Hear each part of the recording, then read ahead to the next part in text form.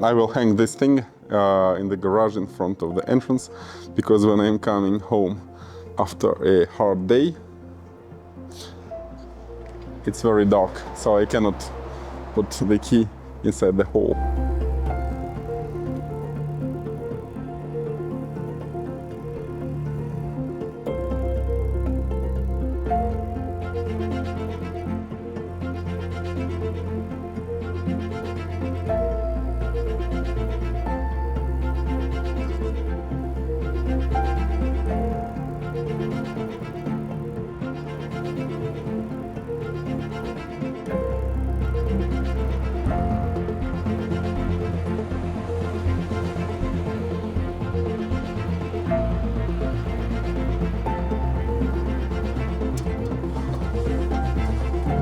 I don't know if it will hold just with two, but I really don't like to drill these old lintels. Let's see if I can just make it held with two only.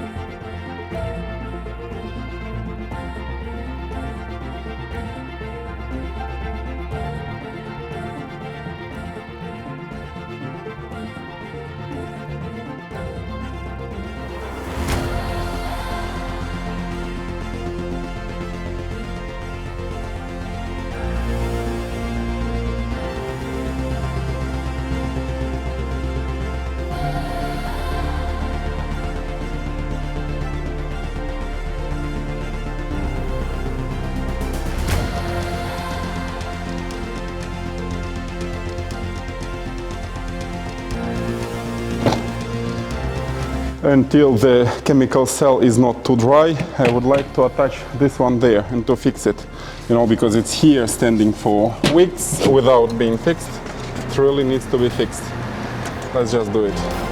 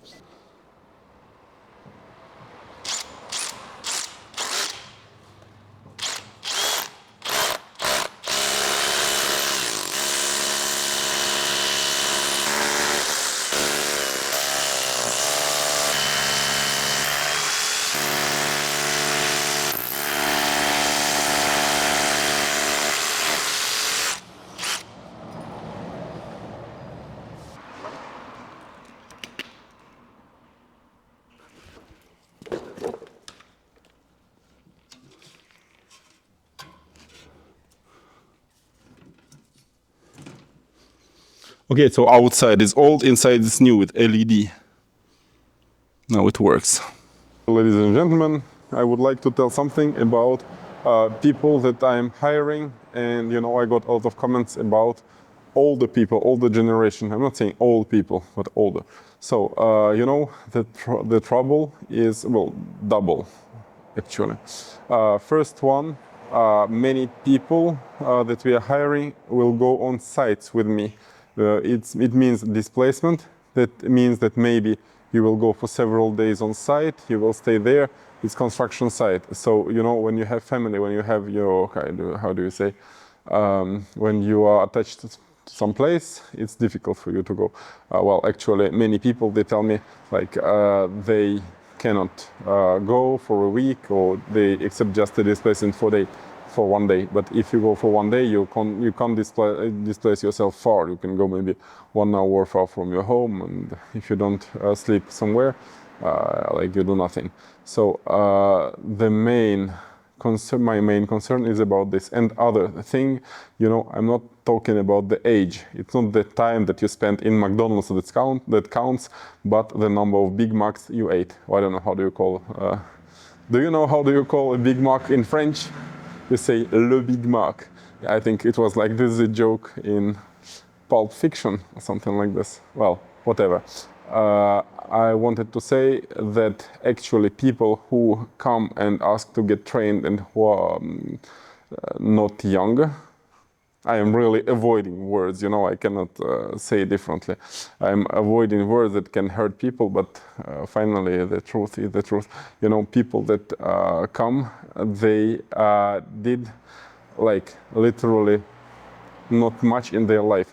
I mean, they don't have any experience that was a real experience. You know, many of them had a lot of little jobs. They were quitting one job to go to the other job. You know, like for example, a lady who brought us her resume. You know, I asked her, "Are you sure that you want to be a welder, like welding piles?" She said, "Yes, I want to get trained." But you know. And I saw what she did. She, you know, she got education like a secretary, but she didn't like work as secretary, so she went to work in supermarket like cashier's desk. Then she quit job. Then she went to another job. You know, so a lot of little experiences. So here I'm not talking about some old master of something that comes. For sure, you know, here, even here, for example, on motorcycles, we make come a mechanic that is retired mechanic, and there's an electrician who is a retired electrician. And these people are really like people that I appreciate a lot. They did the thing that they loved all their life. But it's different when a person comes to get trained, not because she wants to, but because, for example, she doesn't have any chance to do something else. You know, here, I must say some words about social security in France. Here, if you don't get an employment, you will get paid by the state during some time. But if you don't find a job in maybe 2 years or something like this, you will get paid still by the state. It's called in French RSA, like in income of active solidarity. It means you will get some money. I don't remember how much it is, maybe 600 euros or something like this, plus maybe a help to pay your rent of your apartment. So like this you can live. Well, not live, you can survive. And many people live like this for years, really. And my main concern is hiring people who are not willing to live, who will to survive. And actually, you know, I met a lot of people like this, unfortunately, and that's what we see. Like, you know, it reminds me when there's a game where you need to, like on TV show, a game where you can reply to some questions, and the sum, if you give correct replies, increases, and finally you get the whole sum, like you can win a million or something. And in this game, I remember there was a drug addict who was playing, and you know, he was coming, I don't know, to $1,000, and finally he asked on the next question to call his friend.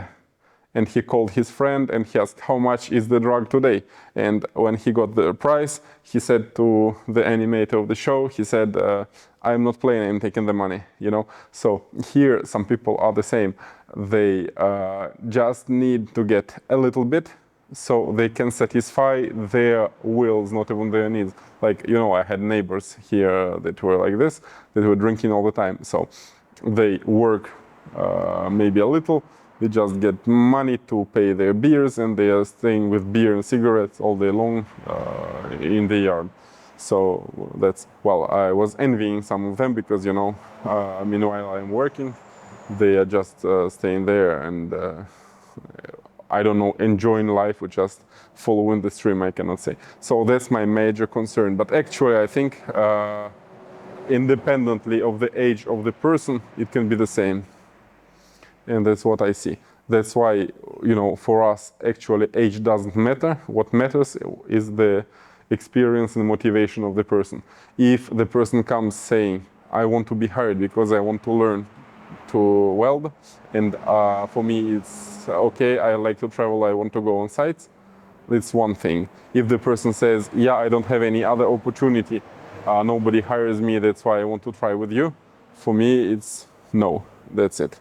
So I have to be, you know, quite strict because, you know, I have some people that are in my company, so I have responsibility at least every month to pay wages to those people, plus taxes, plus everything. So it's quite much money every month. It doesn't matter, just so you know, I'm not any kind of person who thinks that age is important. I always heard older is the woman, better is her cooking. Well, better is her soup actually, it's a French proverb.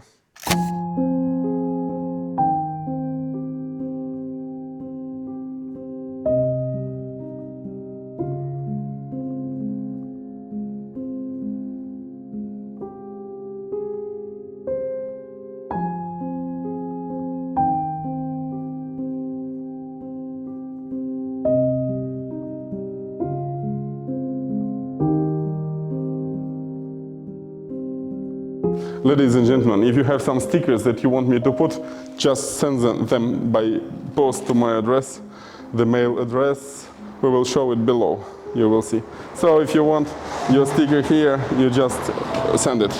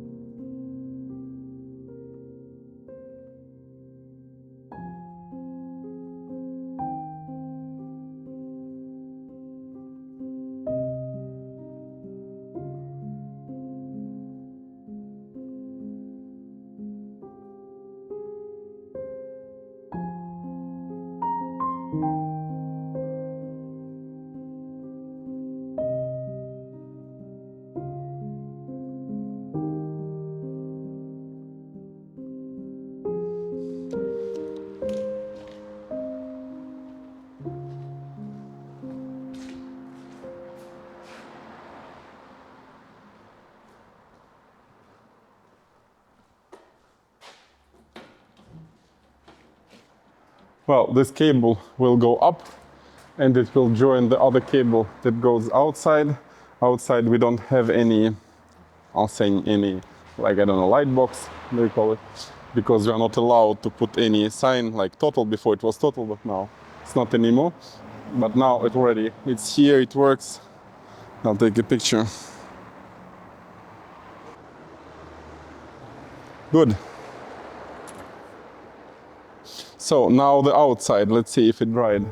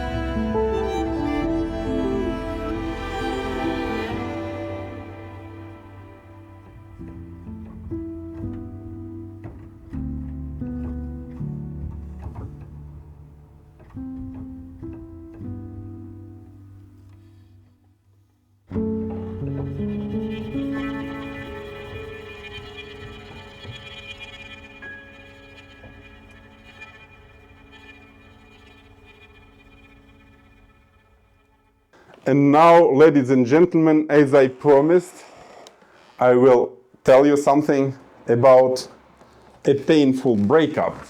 Yeah, for sure.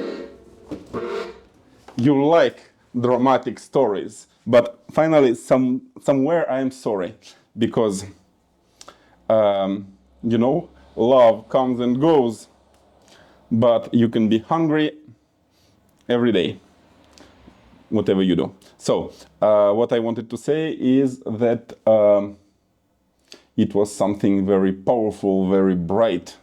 She was powerful and bright. And so it's not a story about a relationship with a woman, but it was a story of my first employment. You know, I graduated in mathematics. Mathematics, when you graduate, it's for teaching, or for like continuing in scientific research. Finally, I didn't find any place for scientific research, and I had to go to work. But for teaching, not a lot of posts were available this time, so I had to go somewhere to work as engineer. So I was hired by a big company building bridges. In the beginning, you know, I was doing structural analysis because I had a diploma in applied mathematics. You know, my PhD I did later. Actually, if I'll tell the truth, I was fired from the first PhD because I was a part of something called motorcycle club. So yeah, not even something, but yeah, motorcycle club. I was a member of motorcycle club. So that's why I lost my first PhD. So I had to go to work, and with my diploma, what could I do? Like nothing. And so I was hired by a construction company, and I was building bridges in some foreign countries.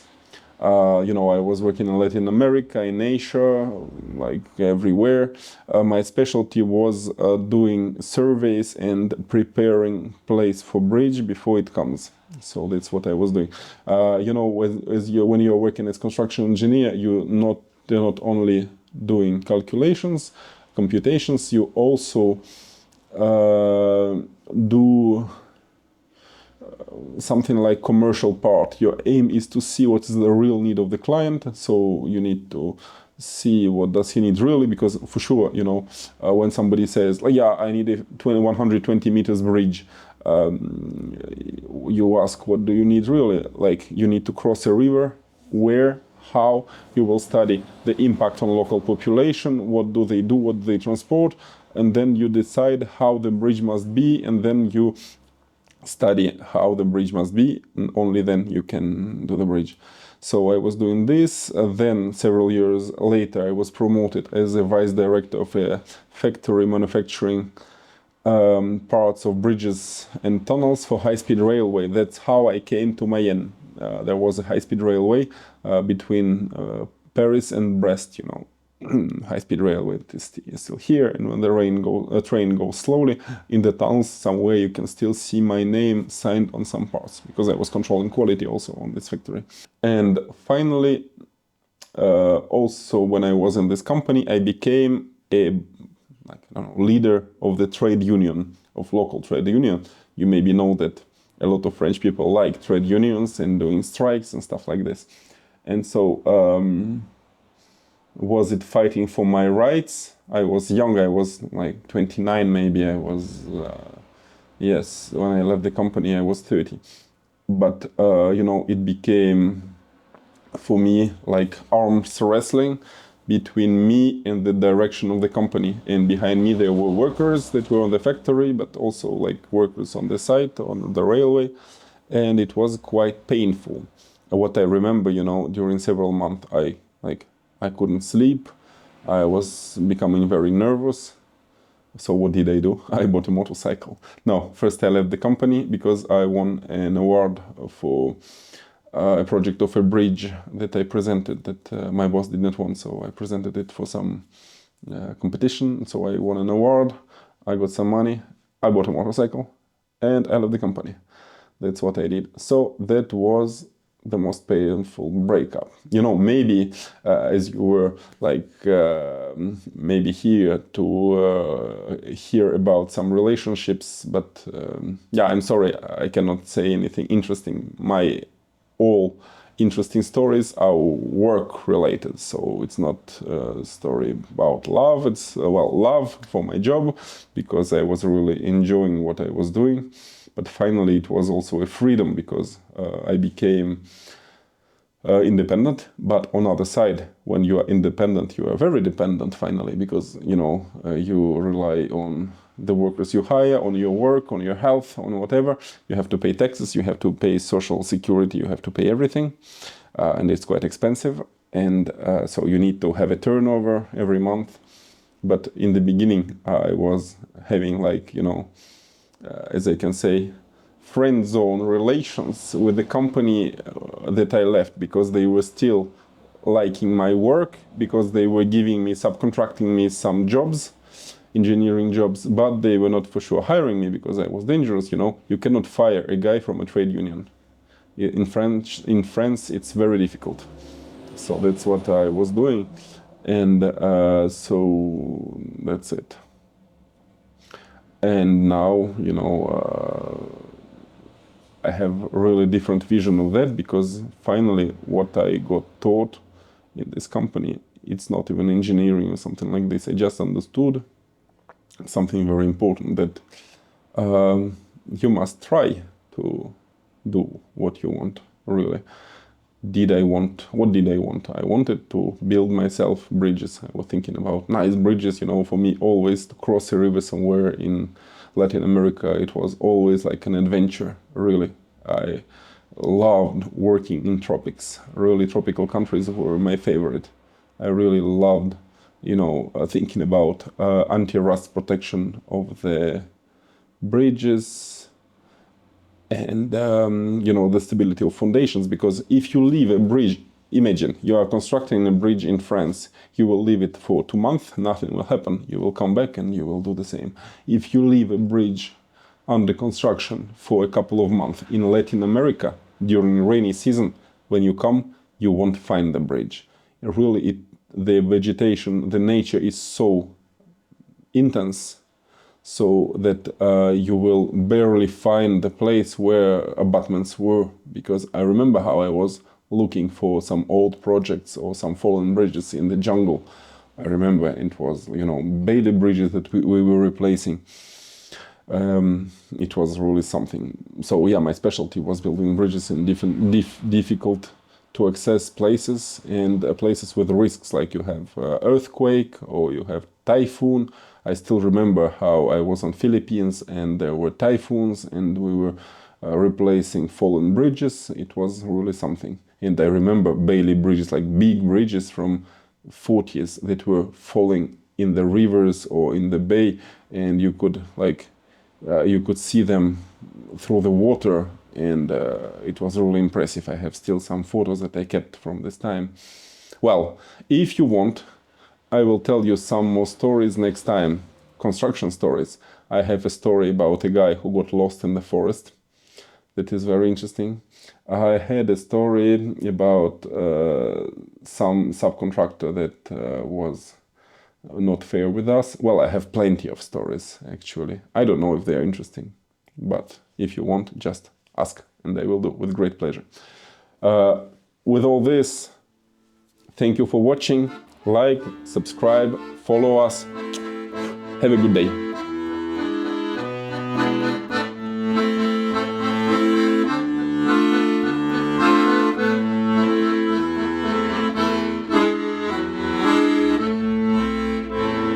Every time I see a horse, something burns, a wildfire pulls me off my steady course. Lost my love for walls and rules, for the city and it falls.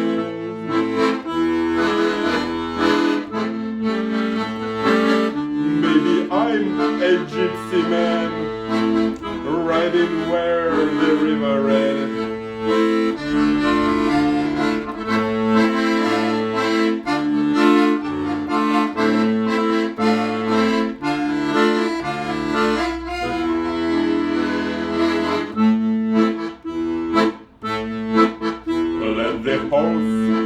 just take me far through the fields beneath the stars. In my shirt of Hugo Boss, red from sunset dust and loss. By the fire I'll rest again, like some poet in